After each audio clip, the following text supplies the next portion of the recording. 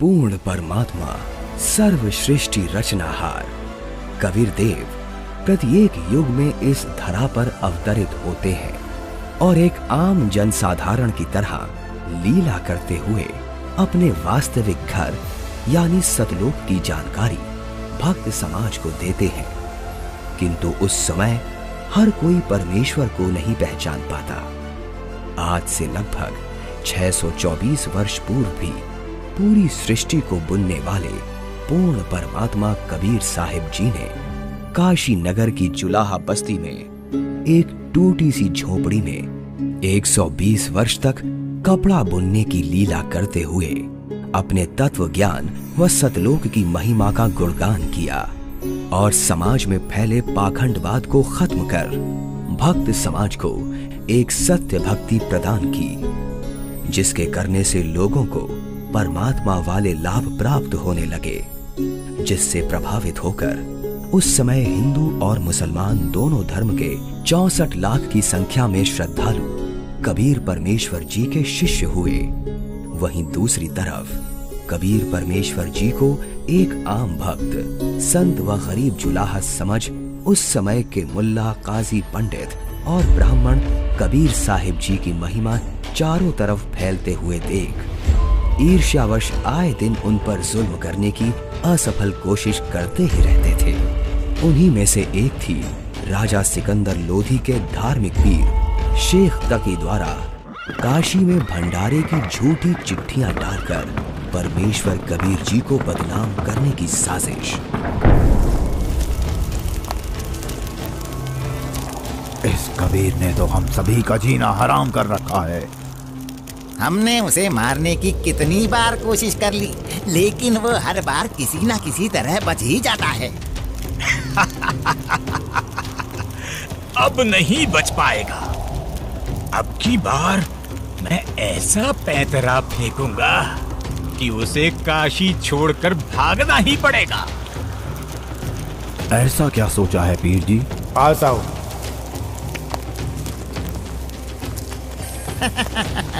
आपने भी क्या तरकीब सोची है? अब तो उस दुष्ट के लिए भारी मुसीबत आने वाली है। अगले ही दिन से एक पत्र भारतवर्ष के कोने कोने में सभी मठों, आश्रमों, मंदिरों में पहुंचने लगा।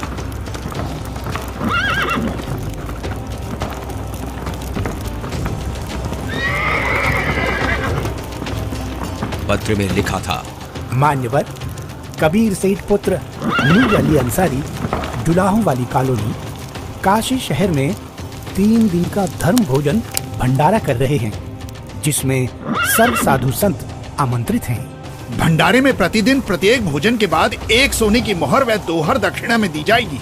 भोजन में लड्डू, जलेबी, हलवा, खीर, दही बड़े, मालपुए, रसगुल्ले आदि आदि सब मिष्ठान खाने को मिलेंगे और साथ में सूखा सीधा भी दिया जाएगा।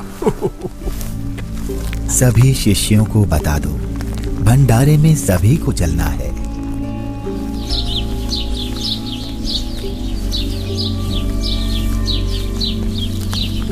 जगह जगह झूठी चिट्ठी के पहुंचते ही हर तरफ भंडारे की चर्चा होने लगी, जिसके बाद सोने की मोहर और दोहर के लालच में पूरे देश से लाखों की संख्या में लोग काशी में निश्चित दिन से पहले वाली रात्रि को ही पहुंचने लगे और देखते ही देखते पूरी काशी नगरी भंडारे में आए साधु संतों से भर जाती है। अरे भक्तों, आज इतनी भीड़ कैसे लगी है? तुम किस नींद में सोए हुए हो? तुम्हें पता नहीं, यहाँ काशी में कबीर नाम का सेठ 3 दिन का भंडारा कर रहे हैं, जिसमें प्रत्येक भोजन के साथ 1 सोने की मोहर व दोहर भी दी जाएगी। आपको कोई निमंत्रण पत्र मिला है? हाँ, ये देखो चिट्ठी। ये जरूर किसी की बदमाशी है। मुझे जल्दी से गुरुदेव को सब बताना चाहिए। गुरुदेव, गुरुदेव, गुरुदेव। क्या हुआ रविदास? गुरुदेव, आज तो अपनी काशी छुटेगी। उन दुष्टों ने तो हद कर दी। आपके नाम की झूठी चिट्ठी बंटवा रखी है कि कबीर सेठ पुत्र नीरू 3 दिवसीय भंडारा करेगा, जिसमें प्रत्येक भोजन के बाद खाने वाले को एक सोने की मोहर और एक दोहर भी दी जाएगी। अच्छा। और अब उस झूठी चिट्ठी को लेकर लाखों की तादाद में लोग भंडारे के लिए आए हुए हैं। रविदास, आज तो सारी सीमाएं पार कर दी हैं उन नादानों ने। मैं गरीब आदमी, मेरे पास तो अपने परिवार के लिए ही मुश्किल से अनाज होता है। इतने लोगों को मैं कहाँ से भोजन खिलाऊंगा? आप अंदर से दरवाजा बंद कर लो और कोई भी आए तो खोलना मत। जब कोई नहीं मिलेगा तो थक हार कर अपने आप वापस चले जाएंगे। गुरुदेव, ये नकली धर्म के ठेकेदार रोज आपके खिलाफ कुछ ना कुछ षड्यंत्र रचते ही रहते हैं। कोई बात नहीं रविदास, जैसे तैसे आज का दिन और निकाल लेते हैं। रात को निकल जाऊंगा मैं अपने परिवार को लेकर कहीं दूर। तंग आ चुका हूं मैं इनके इन रोज रोज के कारनामों से। मैं बोलता सच्चाई हूं और ये समझते उसको निंदा है। आ जाओ रविदास, बैठ जाओ। दोनों भगवान को याद करते हैं। आपत्ति के समय उसी को याद करना चाहिए। वही सबकी लाज रखते हैं, हमारी भी रखेंगे। जिसके बाद परमेश्वर कबीर जी अपने 2 रूप धारण कर, एक रूप में तो रविदास जी के साथ झोपड़ी में विराजमान रहते हैं तथा दूसरे रूप में ऊपर सतलोक में पहुंच जाते हैं।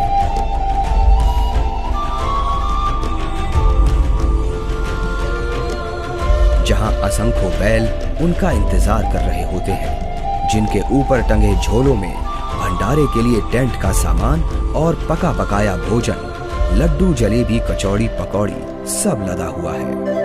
हे सृजनहार परमात्मा, जहाँ आप गए हो वो तो खाकी खंजूस स्थान है। वहाँ सारी उम्र लगे रहते हैं, फिर भी खाने को भोजन तक अच्छे से नसीब नहीं होता। आपके आदेश से हमने सब कुछ तैयार कर रखा है। परमेश्वर कबीर साहिब जी वहाँ खड़े अनंत कोटि बैलों में से केवल 9 लाख बैलों को और सेवादार रूप में वही की कुछ हंस आत्माओं को लेकर एक पल में सतलोक से चलकर काशी में प्रकट हो जाते हैं।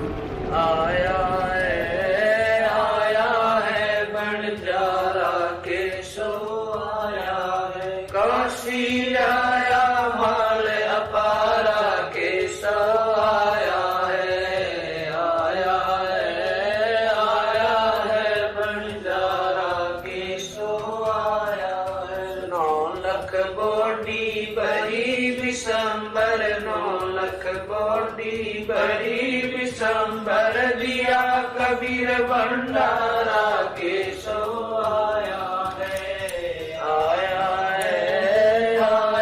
है भंडारा के सो आया है। धरती ऊपर तंबू तारे, धरती ऊपर तंबू तारे, चौपड़ के भंडारा के सो आया है।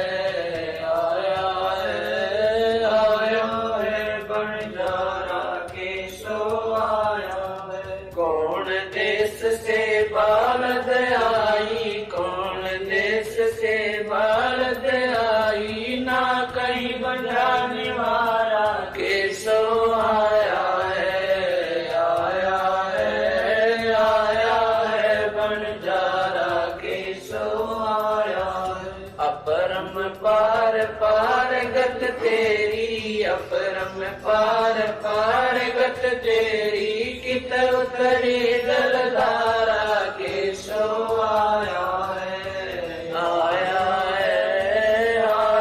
है बंजारा के सो आया है। साहूकार नहीं कोई जाके, साहूकार नहीं कोई जाके, काशी नगर मजारा के सो आया है।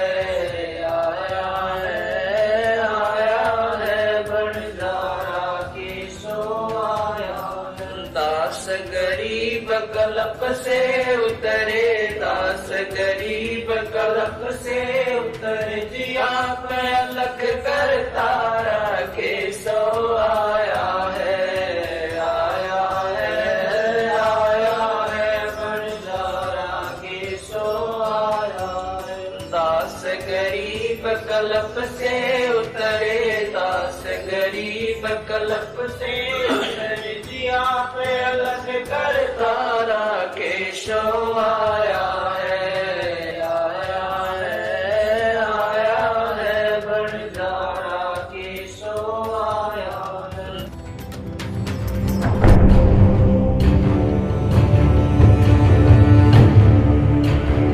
राजन, आपके गुरु का निमंत्रण आया है भंडारे का, आप चलेंगे नहीं क्या? गुरुदेव भंडारा करें और मैं न जाऊं, मैं अवश्य चलूंगा। काशी चलने की तैयारी की जाए। देखते ही देखते काशी शहर के चौपड़ के बाजार में परमेश्वर की दया से भंडारा शुरू हो जाता है। ऐसा स्वादिष्ट भोजन, वाह, जो खाता वो गुण गाते नहीं थक रहा था। सब्जी, पूरी, लड्डू, जलेबी, कचौड़ी, पकौड़ी, दही भल्ले, खीर, हलवा आदि जो कोई कुछ भी पकवान मांगता वो उसे खाने को मिल रहा था। और चिट्ठी में लिखे अनुसार प्रत्येक भोजन के बाद सभी को एक दोहर और एक सोने की अशरफी भी दी जा रही थी।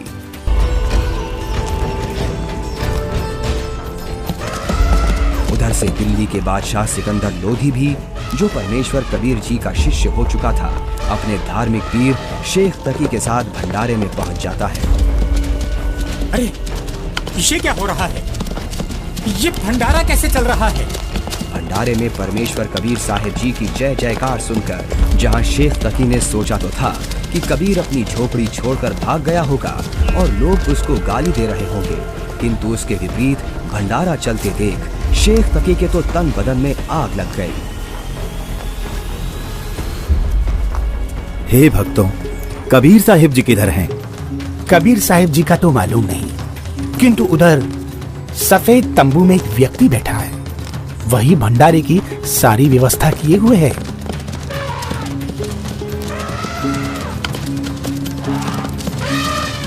ये भंडारा कैसे चल रहा है?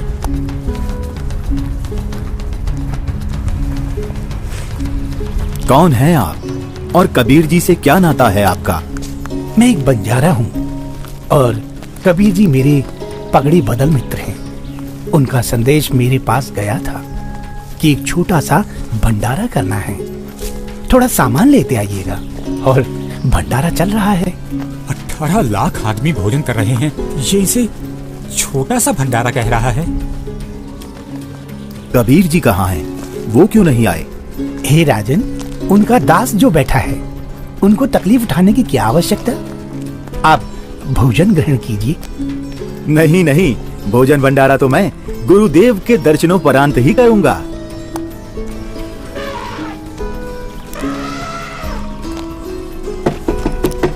हे गुरुदेव, लगता है उन्होंने हमें यहाँ भी खोज लिया।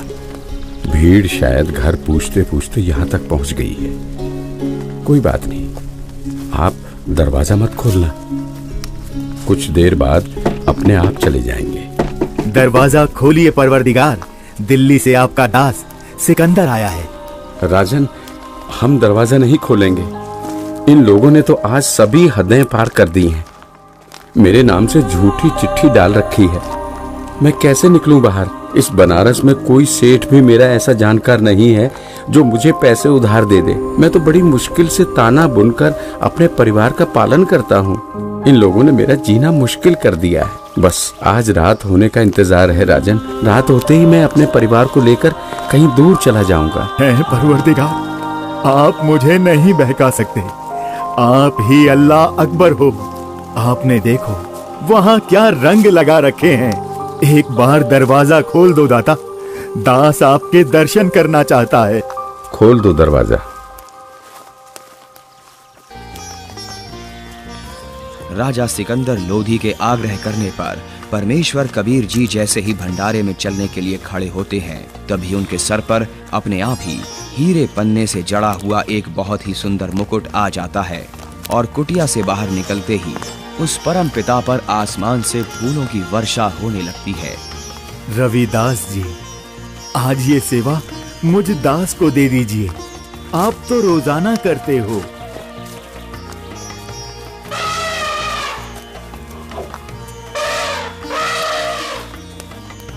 इनमें से कबीर जी कौन है?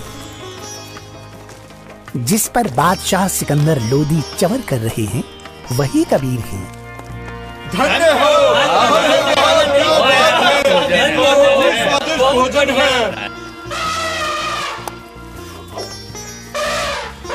इसके बाद कबीर साहिब जी अपने ही दूसरे रूप केशव से मिलने के लिए उनके तंबू में आते हैं और जो ही परमेश्वर कबीर जी तंबू में प्रवेश करते हैं तो देखते ही देखते अपने आप उनके लिए एक सुंदर सिंहासन लगने लग जाता है जिस पर चारों तरफ हीरे पन्ने मोती जड़े हैं।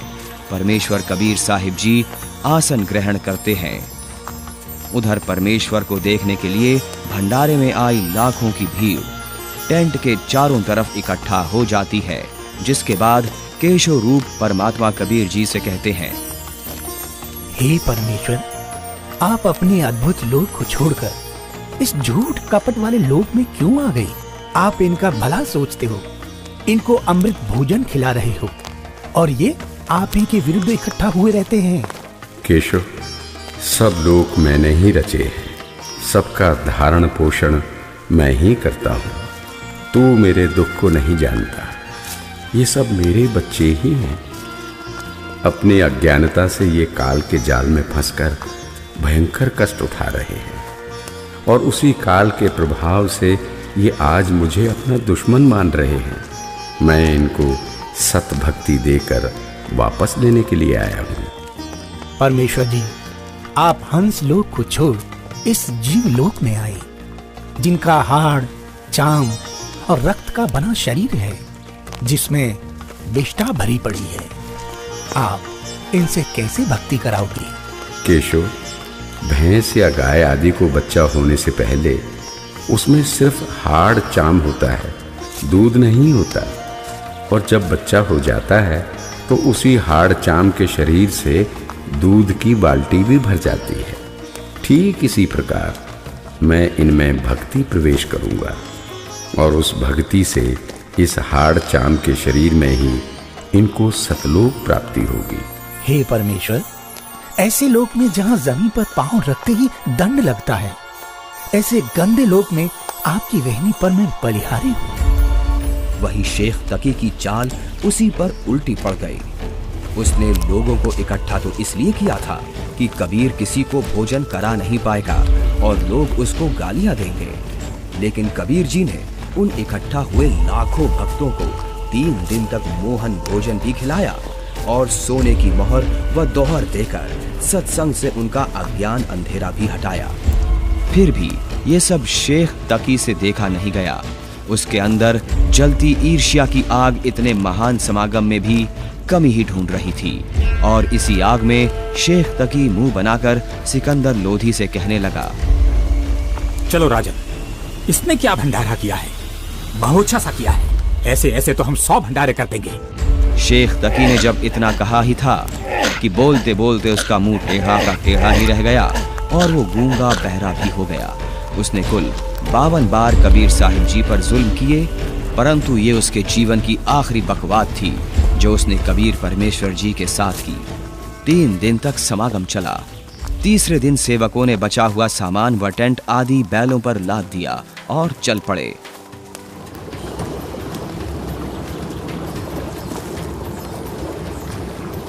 गंगा में पानी ज्यादा है, इसे अभी पार नहीं किया जा सकता। हाँ हाँ, अभी मत जाओ। बंजारे और बैल जैसे ही गंगा के किनारे पहुंचे तो गंगा का पानी एकदम कम हो जाता है और फिर सारे बैल निकल जाते हैं, जिसके बाद गंगा का पानी फिर से ओवरफ्लो होकर बहने लगता है, जिसे देख वहां खड़ी भीड़ आश्चर्यचकित रह जाती है। जाइए केशव, कहीं आपके बंजारे दूर ना निकल जाएं।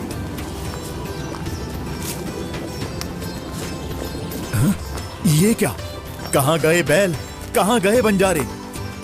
राजन, जहाँ से आए थे वहीं चले गए। इससे पहले कि सिकंदर इस बात को समझ पाता, उसी समय केशव भी कबीर जी के अंदर समा गए।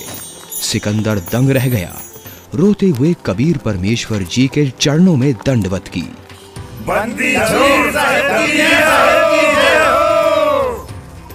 इस प्रकार परमेश्वर कबीर साहिब जी ने उन दुष्टों की इस साजिश को भी नाकाम करते हुए यह लीला की और भक्त समाज के सामने एक उदाहरण पेश किया कि चाहे कोई गरीब हो या अमीर, भगवान की भक्ति हर इंसान कर सकता है।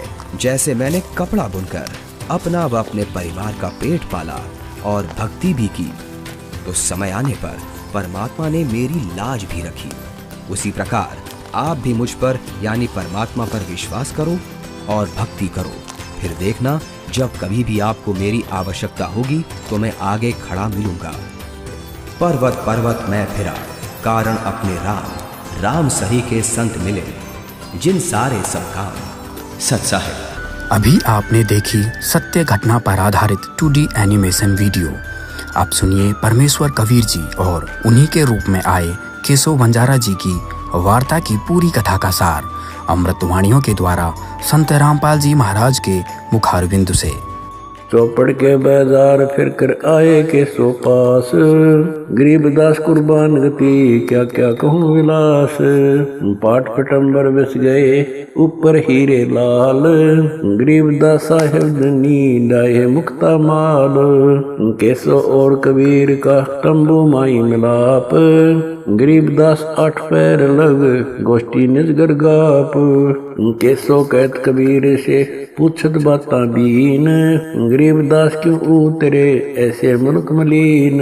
100 योजन पर लगत है या दुनिया की गंद, गरीबदास के सो कहे आड़ चाम का फंद।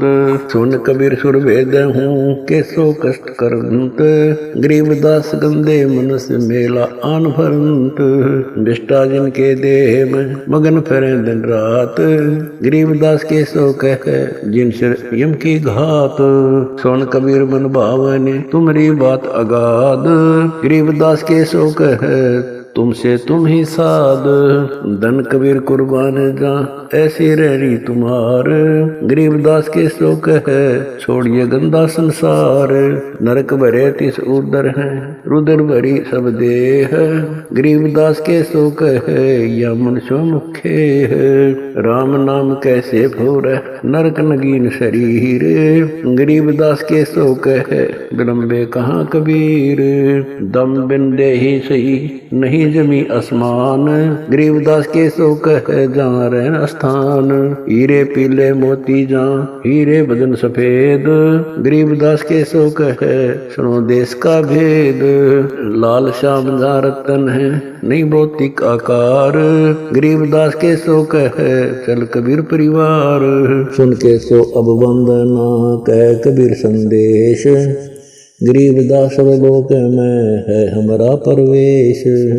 आड़ चाम की देही में दूध रतन सरवंत, गरीबदास घट पिंड में ऐसे है भगवंत। तन दूधी को पाड़ कर जय कोई देखे दूध, गरीबदास उस पिंड में आड़ चाम और गूद। हमरे ही हुनियारे है अमरा सर्जनहार, गरीबदास विधि भेद सुन खुला मुक्ति द्वार। युग 70 हम ज्ञान दिया जीवन समझा एक, गरीबदास घर घर फिरे दरे कबीरा भेख। 70 युग सेवन किए किन न बुझी बात, गरीबदास न समझात हूँ मोहे लगावे लात। कल्प कोटि युग बीतिया हम आए हर बेर, गरीबदास के सो सुनो देन भक्ति की टेर। स्वर्ग मृत्यु पाताल में हम बैठे कई बार, गरीबदास घर घर से जा मार मार के मार। हमारी जात अपूर्वी पूरब रहनी हमारे, गरीबदास कैसे जोड़े पश्चिम के कतार। हम हैं ठेठ पूरब के उतरे ओगट घाट, गरीबदास जीव दक्षिण के यो नहीं मिलती साट। हम पूरब के पूर्वी उत्तर देश उतरंत, गरीबदास जीव दक्षिण के यो नहीं संग चलंत। जिन्हों हमारी सीख ली काटू जरा मण जंजीर, गरीबदास के सो सुने ऐसे कहे कबीर। फिर बाजी विद न रचे वह नी जीव अवंत, गरीबदास सत्यलोक में अमर प्रतापावंत अनंत कोट बाजी जहाँ रचे सकल ब्रह्मंड गरीबदास मैं क्या करूं काल करत जीव खंड किलों काल निकंद हूँ जीव विध्वंस नहीं होए गरीबदास दुल्ला कहे शब्द न बूझे कोए मनुष्य जीव क्या बात है पशु पक्षी परवाने गरीबदास दुल्ला कहे करहूं हंस अमान मैं बंजारा आदि का यही हमारी साट गरीबदास जी अबे करूं बोर न आवे बाट एक गाड्डा एक जलाइए यानी मोए सुहाए गरीबदास सतलोक में देवों जीव पहुँचाए सोन कबीर के शोक है जो कुछ करो सुकीन गरीबदास मुख्तार तुम ही दीन वे दीन सुन सतगुर तो से कहूँ तुम हो दीन दयाल गरीबदास आदीन में तुम साहिब अब्दाल अनंत कोटि ब्रह्मांड को तारत लगे नवार गरीबदास के शोक है तुम ही दारमदार तुम ही दारमदार हो यहाँ कल्प नहीं इंच गरीबदास के शोक है सब तुमरे ही परपंच के सो चले सौदाम को 9 लाख बोली लीन गरीबदास बंधन किया बाजत है सुरबीन के सो और कबीर जित मिलत बेता एक दास गरीब कबीर हरि डरते नाना भेख बंजारे और बैल सब लाए थे भरमाल गरीबदास सतलोक को चले गए तत्काल आवत जाते ना लखे कौन नाम प्रकाश गरीबदास बूझ है कहाँ गए हरिदास हरि में हरि के दास है दासन के हरि पास गरीबदास पद अगम गति सात की उदास चलो सिकंदर बादशाह क्यों व्यर्था भक्त गमाए गरीबदास उस पीर के तन मन लगी भाए जेता शहर कबीर का हमरे बहुत अनेक गरीबदास से तक के लगी जुबान मेख गूंगा भया बोला नहीं जवाब जुबान गरीबदास मारा पड़ा बिन ही करो कमान एता दोष दरह कहाँ दग्ध जमी आसमान गरीबदास गूंगा भया बहरा हुआ कान।